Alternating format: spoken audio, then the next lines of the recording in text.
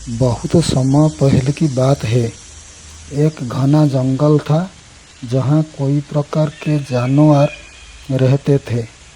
जंगल के बीचों बीच एक विशाल बरगद का पेड़ था जो हर किसी का बसेरा और छांव था। सभी जानवर उसे जंगल का राजा मानते थे क्योंकि उसकी छांव में सबको शांति और सुरक्षा मिलती थी। उसी जंगल में एक छोटा खरगोश भी रहता था। उसका नाम था गुड्डू। गुड्डू बहुत तेज दौड़ सकता था, लेकिन वह था बेहद डरपोक। एक दिन उसने सुना कि जंगल में एक भूखा शेर आ गया है जो जानवर का शिकार कर रहा है। यह सुनकर गुड्डू बहुत डर गया। उसने सोचा, अगर शेर मुझ पर हमला कर देगा तो मैं तो कुछ भी नहीं कर पाऊंगा। उसी रात जंगल में सभी जानवर इकट्ठा हुए और उसी संकट को बारे में चर्चा करने लगे।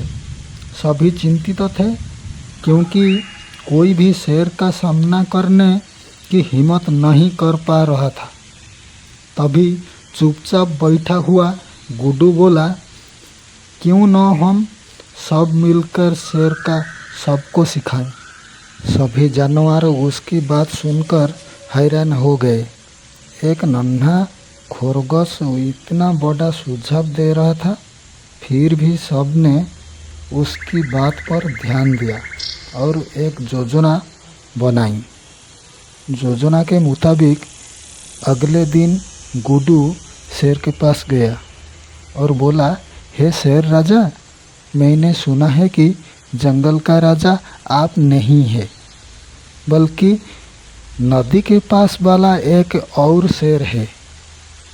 यह सुनकर शेर क्रोधित हो गया और बोला, मुझे दिखाओ वह कौन है। गुड्डू उसे नदी के पास ले गया जहाँ पानी में शेर का प्रतिबिंब दिखाई दे रहा था। शेर ने सोचा कि यह दूसरा शेर है और गुस्से में गुर्राते हुए उसने नदी में छलांग लगा दी।